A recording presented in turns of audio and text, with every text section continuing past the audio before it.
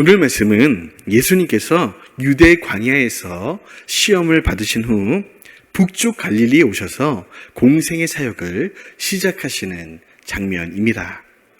이제 예수께서 모든 사람들을, 모든 죄인들을 구원할 메시아로서의 사역을 시작하시는 시점에 온 것이죠. 특별히 오늘 본문에는 이 공생의 사역의 대부분의 시간을 보내시는 이 장소가 설명되어 있습니다. 그것은 바로 이스라엘 북쪽 끝에 있는 스불론과 납달리 지경의 가버나움, 즉 갈릴리 지방입니다. 우리 괜찮으시면 오늘 본문 12절, 13절을 함께 읽어보도록 하겠습니다. 시작. 예수께서 요한이 잡혔음을 들으시고 갈릴리로 물러가셨다가 나사렛을 떠나 스불론과 납달리 지경 해변에 있는 가버나움에 가서 사시니, 이 스불론과 납달리 지역은 구약시대의 여호수아가 가나안 땅을 정복하고 12지파에게 땅을 분배할 때부터 주어진 땅인데 그리 좋은 위치가 아니었습니다. 구약 지도를 보시면 이스라엘 북서쪽 갈릴리 호수 왼편에 주어진 땅입니다. 이 땅의 특징은요, 이 북쪽에서 아수르, 바벨론과 같은 강대국이 쳐들어올 때 제일 먼저 창칼을 받아내야 했고 전쟁이 끊이지 않았습니다. 또한 국경에 접해 있었기 때문에 유대인들과 이방인들의 구분이 애매한 지역이었고, 예수님 당시에는요, 유대인들보다 이방인들이 훨씬 더 많이 살고 있었던 지역이었습니다. 따라서 남쪽 예루살렘에서 자신들만이 정통이라 믿으며 너희들의 피는 믿을 수 없다고 외치는 유대인들에게는 멸시와 조롱과 천대를 받았던 곳이었습니다. 흑암의 땅이었고요, 사망의 그늘진 땅이었고요, 좌절과 절망의 땅이었습니다. 울음소리가 끝이지 않는 땅이었습니다. 그래서 이 지방에서 자라나신 예수님이 예루살렘에 가실 때마다 들었던 이 조롱이 뭐였습니까? 갈릴리 나사렛에서 무슨 선한 것이 나겠느냐, 저리가. 갈릴리 나사렛 예수가, 아니 갈릴리 출신 이 메시아가 될 수 있다고? 난 못 믿겠다.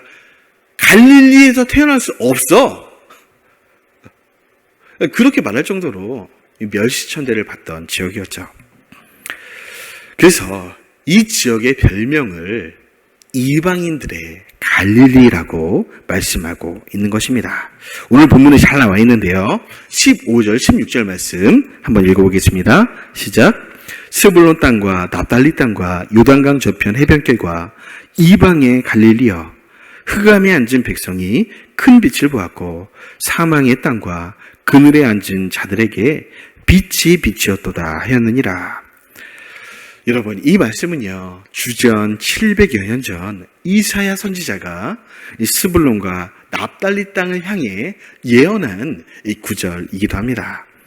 대대로 이 땅은 끊임없는 전쟁과 수탈로 인해 소망이 없는 땅이었지만 언젠가 메시아가 오사 빛이 되어주실 것이다. 그렇습니다. 우리가 아는 바와 같이 약속대로 예수님께서 갈릴리에 빛이 되어주시려 오신 것이죠. 제가 믿기로 우리 예수님은요, 내가 사랑하는 예수님, 내가 너무 좋아하는 예수님은요, 이런 곳을 좋아하세요. 환난당한 자들, 억울하고 원통한 자들, 빚진 자들, 삶이 너무나 고단해서 예수님 외에는 의지할 밧줄이 없는 자들이 보인 곳, 우리 예수님은요, 바로 그곳에서 그들의 친구가 되어주시기를 기뻐하십니다. 그들의 치료자가 되어주시기를 좋아하시는 분이에요. 사랑하는 여러분, 오늘 우리의 삶이 이방의 갈릴리와 같으신 분이 계십니까? 그렇다면 기뻐하시길 바랍니다. 예수님께서 이 시간 제일 먼저 그분께 찾아가실 거예요. 내 힘으로는 도저히 이길 수 없는 죄 때문에, 중독 때문에, 육신의 질병 때문에 자신을 자책하시고 학대하고 계신 분이 혹 계십니까? 기뻐하시기 바랍니다. 우리 예수님께서는요, 이 시간 오셔서 그 모든 어둠을 빛으로 변화시켜 주실 것입니다. 우리 예수님 그런 분이에요. 그렇게 하실 능력이 있는 분이십니다. 우리의 모든 상처에, 모든 환부의 오사, 치료의 광선을 발하여 주실 거예요. 어떤 한 청년이 절벽 아래로 끊임없이 떨어지고 있습니다. 이 청년은 기도했어요. 하나님, 구원의 손을 위에서 내미셔서 저를 좀 건져주세요. 그런데 하나님은 웬일인지 손을 펴지 않으셨습니다. 야, 내 인생 이렇게 끝이구나. 하나님이 나를 이렇게 버리시는구나. 하나님을 원망하며 그대로 바닥에 떨어지려고 하는데 그 순간 놀라운 사실 하나 발견했습니다. 우리 하나님이요. 그 바닥에서 두 손을 활짝 펴고 이 청년을 기다리고 계셨습니다. 그렇습니다. 우리 주님은요, 우리가 인생의 바닥으로 내려와 당신의 그 넓은 품에 안기기를 지금도 기다리고 계십니다. 바라기는 모든 성도님들이 이 예배를 통해 바닷가 같은 스불론과 납달리 땅에서 두 팔을 벌리고 우리를 기다리시는 주님을 만나시기 바랍니다. 우리가 가장 약할 때, 가장 바닥에 있을 때 강함이 되어주시는 예수님을 경험하시길 주의 이름으로 축원드립니다. 우리 옆 사람과 한번 인사하겠습니다. 스불론 땅으로 갑시다. 약함이 능력입니다. 아멘이시죠? 또 오늘 본문에서 예수님은 바로 그 갈릴리 땅에서 제자 베드로와 안드레를 부르고 계십니다. 오늘 본문 18절, 19절을 함께 읽겠습니다. 시작. 갈릴리 해변에 다니시다가 두 형제, 곧 베드로라는 시몬과 그의 형제 안드레가 바다에 금을 던지는 것을 보시니 그들은 어부라. 말씀하시되 나를 따라오라. 내가 너희를 사람을 낚는 어부가 되게 하리라 하시니. 우리가 이 세상을 살면서 해야 할 가장 중요한 일은 우리 자신을 정의하는 일입니다. 나는 어떤 존재인가? 세상 사람은 죽을 때까지 이 정의에 대한 답을 제대로 내리지 못하고 살아갑니다. 아니면 사단이 그리고 마귀가 우리에게 강요하는 자화상을 진리로 믿고 살아갑니다. 사단이 준 거짓말을 진짜라고 믿고 살아가는 것이죠. 사단이 우리에게 부여한 자화상은요, 사단의 거짓말은 총 3가지가 되겠습니다. 첫째, 거짓말입니다. 첫 번째 거짓말, 내가 하는 일이 곧 나다. 맞습니까? 과연 그렇습니까? 내 직업은 여러분, 하나님께서 내게 주신 재능과 환경 속에서 이 땅에서 잠깐만 하는 일이지 그 직업이 곧 나는 아닙니다. 이 말은 직업에는 귀천이 없다는 말과도 동의어이죠. 그런데 많은 사람들이 자신의 직업을 통해 나를 증명하려고 합니다. 또는 내 직업의 높낮이를 비교하며 때로는 자랑하고 때로는 좌절합니다. 두 번째 거짓말은요, 내가 가진 것이 곧 나다. 여러분, 그렇습니까? 내 소유가 만약 나라고 한다면 우리는 죽을 때 그것들을 가지고 가야 합니다. 그러나 죽음의 강을 건너는 그 어떤 사람도 자신의 소유를 가지고 가는 사람은 한 명도 없습니다. 제가 목회자로서 장례식장을 가서 또 예배를 인도해 보는데요. 아직까지는요, 동전 하나 손에 쥐고 죽음의 강을 건너시는 분을 못 봤습니다. 아마 앞으로도 못 볼 것으로 예상되는 바입니다. 그렇습니다.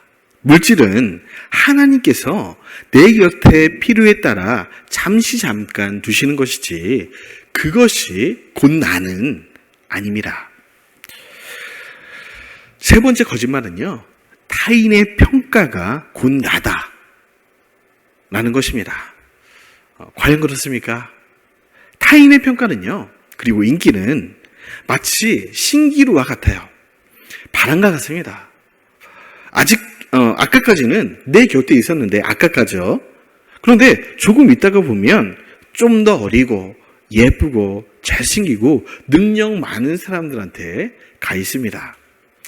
여러분, 그래서 연예인들이 마약에 손을 대는 것이죠. 견딜 수가 없어요. 내게 있던 인기가 쟤한테 가니까. 그리고 여러분, 죄인들이 죄인을 평가한들 그것이 무슨 큰 의미가 있겠습니까? 우리는 모두 다 죄인이잖아요. 사랑하는 여러분, 그러므로 우리 인생의 가장 중요한 평가는 하나님께서 내 삶을 향해 내리시는 평가인 줄 믿습니다. 바라기는 언제가 주님 앞에 섰을 때에 사람의 인정보다 하나님의 인정을 받으시는 저와 여러분 되시기를 주의 이름으로 간절히 축복합니다. 어쨌든 세상은 위와 같은 사단의 거짓말에 속으면서 살아갑니다.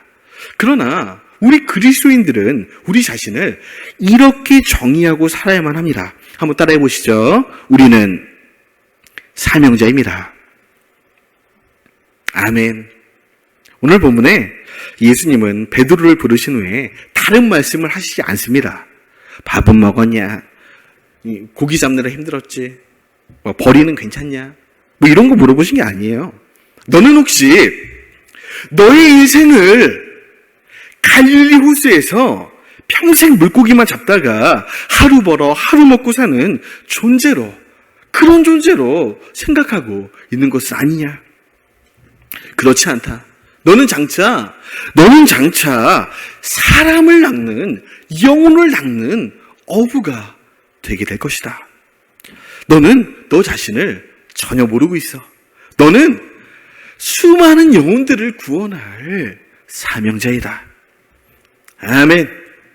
실제로 여러분, 이후에 베드로가 한 번 설교하니까 3천 명이 막 회개하고 이런 역사가 일어나는 거죠. 우리도 똑같습니다. 우리가 부름받은 자리는 다 달라요. 어떤 분들은 모태로부터 부르심을 받고, 어떤 분들은 학창시절에, 어떤 분들은 직장생활 하다가, 어떤 분들은 타국에 와서 주님의 부름을 받습니다. 혹시 우리 심천중앙교회에서도 중국에 와서 예수님을 영접하신 분이 계신지 혹 모르겠습니다. 어쨌든 부름받은 순간부터, 부름의 위치는 다르지만 부름받은 순간부터 우리의 정체성은 동일합니다.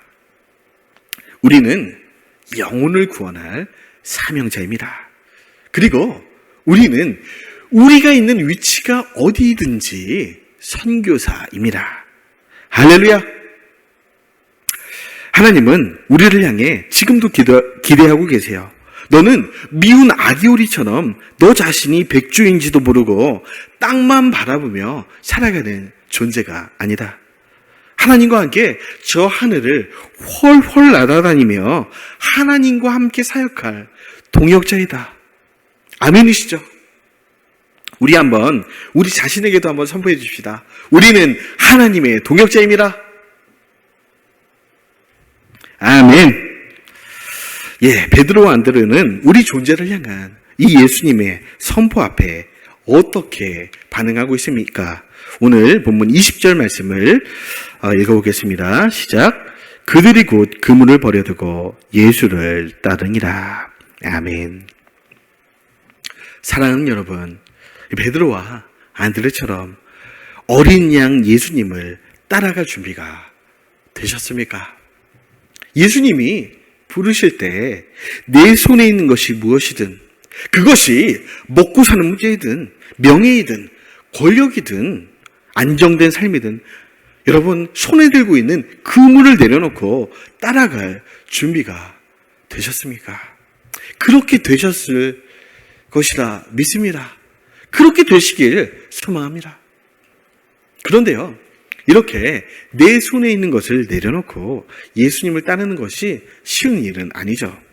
쉬운 일이었다면 누구나 했겠죠. 이처럼 쉬운 일이 아니기 때문에 때로는 하나님이 우리의 삶을 강제적으로 흔드시고 흩으실 때가 있다는 것입니다. 우리가 손에 꼭 쥐고 신뢰하는 그 안전장치를 내려놓을 때까지, 하나님 외에 붙들고 있는 그 안전장치를 내려놓을 때까지 여러분 우리 삶에 때로 개입하실 때가 있다는 거예요. 감사한 것은요, 이렇게 우리의 삶을 흔드시고 흩으시는 것은 하나님이 우리를 사랑하시는 가장 분명한 증거입니다. 우리 한번 우리 입술로 고백해 봅시다. 흔드시는 것이 은혜입니다. 아멘. 제가 육해공군 본부교에서 사역하면서 소위 세상적으로 성공한 분들을 좀 보게 됩니다. 저희 교우들 중에 장군도 계시고 대부분 영광급 장교들인데요. 만나서 교제해보고 이 상담을 해보면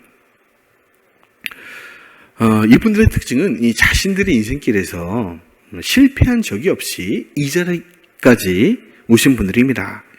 그래서 자신의 능력과 성실이 나와 우리 가정을 여기까지 인도했고 앞으로도 인도할 것이다 라는 이 착각을 할 때가 있는 것입니다. 그런데 진급 시즌이 되면 하나님이 그 사람 안에 조용히 또아리를 틀고 앉아있는 완고한 교만의 성벽을 흔드시기 시작합니다. 여러분, 이 한국 사회는 지금 이 진급도 그렇게 만만해지지 않았습니다. 굉장히 어렵습니다. 내 힘으로 안 되고요. 여러분, 오해가 있고, 막 담합이 있고, 밀어주기가 있고, 이 진급이라는 산을 넘어가기가 굉장히 힘듭니다. 내 실력만으로 될 줄 알았는데, 그게 안 된다는 것을 알게 되는 거죠. 그리고 그때 하나님 앞에 엎드립니다.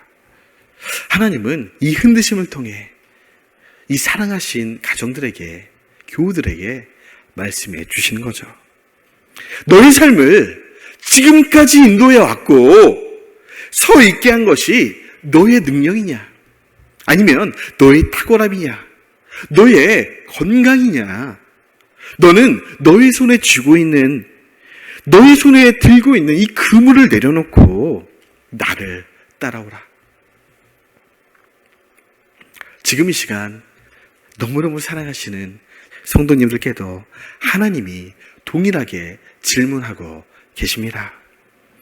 너와 너희 가정을 서 있게 한 것이 너의 능력과 성실함이냐? 너의 직장이냐? 너의 탁월함이냐? 너의 건강이냐? 아닙니다. 우리는 아침에 잠깐 피었다가 지는 안개와 같습니다. 하나님이 붙들지 않으시면 우리는 단 한순간도 서 있을 수 없는 존재들입니다.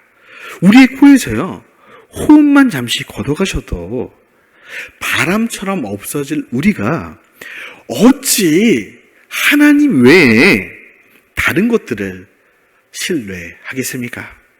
사랑하는 여러분, 우리의 생사화복의 주인이신 전능자 하나님의 흔드심 앞에 내 삶의 안전장치를 내려놓고 우리 삶의 진정한 안전장치가 되시는 하나님만 신뢰하시는 신앙의 삶이 회복될 수 있으시기를 주의 이름으로 축원드립니다. 아멘. 여러분, 하나님은 또한 우리를 사명자로 세우시기 위해 때로는요, 우리의 삶을 흩으시는 분이십니다. 한 번 더 고백해 볼까요? 흩으시는 것이 은혜입니다. 예수님이 이 부활하시고 승천하시면서 제자들과 교회들에게 명령하신 말씀이 사도행전 1장 8절에 나와 있는데요. 제가 한번 읽어보겠습니다. 오직 성령이 너희에게 임하시면 너희가 권능을 받고 예루살렘과 온 유대와 사마리아와 땅끝까지 이르러 내 증인이 되리라 하시니라. 이제 내가 승천하면 하나님께서 보내실 성령이 임하고 이 성령님은 너희 안에 오셔서 모든 민족에게 복음을 증거하게 할 것이다. 그래서 예루살렘 성도들은 이 약속을 붙들고 마가의 다락방에 모여서 기도에 전념합니다. 그리고 마침내 약속하신 성령을 받게 되죠. 문제는 성령님이 임하긴 했는데 예루살렘 교회 성도들이 이 지상명령에는 순종하지 않는 것입니다. 예루살렘과 온 유대와 사마리아와 땅끝, 즉 너희 동네 예루살렘을 넘어서 너희가 그렇게도 무시하고 미워하는 사마리아에 가서 전도해라. 모든 민족에 가서 전도해라. 땅끝에 가서 이 복음을 전해라 하는데, 아니 이 사람들이 무슨 배포가 있어서 여기가 좋습니다, 절대 떠나지 않겠습니다 이러면서 예루살렘 안에만 머물고 도무지 선교하지 않는 것입니다. 그래서 하나님은 스데반의 순교 이후에 핍박이라는 도구를 통해 예루살렘 교회를 전 세계로 디아스포라 해버리십니다. 그렇게 해서 생겨난 대표적인 교회가 교회 리더였던 바울과 바나바를 안수하여 제1호 선교사로 파송해버린 위대한 교회, 위대한 이방인 선교회 리더교회 수리아 안디옥 교회입니다. 예루살렘 교회가 이방인 선교의 사명에 순종하지 않고 기득권만 갖고 자리 다툼만 하고 있을 때 하나님은요 과감히 이들을 흩어버리시고 이 흩어짐을 통해 복음의 역사를 새롭게 하시는 거예요. 이때부터 하나님은 이방인 선교의 사명에 순종하는 수리아 안디옥 교회를 통해 온 열방을 경영하시는 것입니다. 역사적으로 보면요, 영국의 청교도들도 당시 천주교회와 야합하던 영국 국교회가 자꾸 자신들을 이단이라고 핍박하니까 1620년 신앙의 자유를 찾아 메이플라워를 타고 도망쳐 나옵니다. 그렇게 대서양을 건너 신대륙으로 갔는데 그곳이 지금의 미국 아닙니까? 하나님은 흩어진 그들을 주목하시면서 그때부터는요 유럽이 아니라 미국과 미국 교회를 통해 온 열방을 경영하십니다. 그리고 마침내 소망이 없던 땅, 이 조선 땅에도 언더우드 아핀젤러 같은 선교사들이 들어오게 됩니다. 이 모든 일의 시작은 청교도들을 흩어버리심으로 시작되었죠. 여러분 창세기 11장에 보시면 노아의 홍수 이후에 사람들이 바벨탑을 지을 때도 하나님은 바벨탑 잘 짓고 있다. 높이 짓고 튼튼히 지어라. 철근도 많이 넣고 해라. 이렇게 하신 게 아니에요. 어떻게 하셨죠? 언어를 혼잡하게 해서 전 세계로 흩어버리는 거예요. 언어가 다르니까 이 바벨탑을 더 짓지 못하는 거죠. 그 흩어진 자들 중에서 하나님은 아브라함을 주목하십니다. 그리고 아브라함을 통해 모든 민족을 축복하시고 열방을 경영하십니다. 제가 이런 역사적 사실들을 보면서 또한 장단기 선교사역, 또 호주 이민교회 사역을 하면서 깨달았던 한 가지 중요한 사실이 있습니다. 그것은 하나님의 섭리 안에서 열방에 흩어진 한인교회들을 향한 분명한 확고한 하나님의 계획이 있다는 것입니다. 가보면요 대개는 작습니다. 그리고 말할 수 없이 연약합니다. 때로는 다툼이 있습니다. 그럼에도 하나님은요 이 연약한 교회들의 소망을 두고 계신 줄 믿습니다. 내가 이 작고 연약한 교회들을 통해 열방이 흩어진 나의 택한 자녀들을 구원하리라. 열방을 경영할 거야. 음부의 권세가 이기지 못하는 교회를 계속해서 세워 나갈 것이다. 사랑하는 여러분, 제가 믿기로 세계 어느 곳을 가든지 그 땅의 유일한 소망은 어린 양의 피로 사신 주님의 몸된 교회인 줄 믿습니다. 대기업입니까? 교육시설입니까? 탁월한 문화시설입니까? 아닙니다. 너희가 수리아 안디옥 교회가 되어라. 잠깐 후면 영원한 불못에 들어갈 줄도 모르고 세상에서 호적되는 공허한 영혼들을 이끌어 내어라. 이러한 주님의 음성이 들리십니까? 이 음성이 들릴 때 주님, 우리가 여기 있나이다. 순종하시겠습니까? 하나님은요, 이 사명을 감당하기 위해 자신을 들여 헌신하는 자들에게 사역의 필요에 따라 구하는 모든 것들을 허락해 주실 줄 믿습니다. 물질이 필요합니까? 물질을 주실 거예요. 이 사명을 위해 사람들이 필요합니까? 사람들을 주실 거예요. 장소가 필요합니까? 장소를 주실 거고요. 환경이 필요하다면 모든 환경을 이끌어내어 사역할 수 있도록 도우실 것입니다. 무엇보다 모든 것에 능하신 성령의 능력과 역사를 이 공동체에 흘러넘치게 부어주실 줄 믿습니다. 아멘. 그렇게 하실 거예요. 말씀을 정리합니다. 때로 하나님께서 우리의 안정적인 삶의 둥지를 흔드시고 흩으시는 것은 나를 통해, 그리고 우리 공동체를 통해 반드시 이루고 싶으신 비전이 있다고 하시는 것입니다. 그런 의미에서 우리의 참된 비전은 안정된 삶이 아닙니다. 따뜻한 물속에서 서서히 죽어가는 개구리가 아니라 독수리와 같은 하나님의 등에 올라 열방을 경영하시는 하나님의 원대한 비전에 동참하는 것입니다. 그렇습니다. 우리는 믿음의 사람들입니다. 믿음으로 하나님의 꿈을 꾸고 하나님과 함께 미래를 사는 사람들입니다.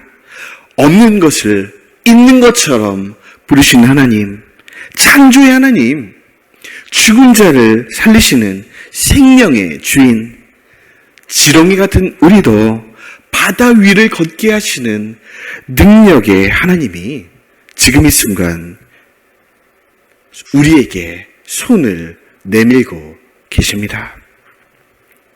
내 손에 있는 것들을 내려놓고 주님의 손을 붙잡으시겠습니까? 기도하겠습니다.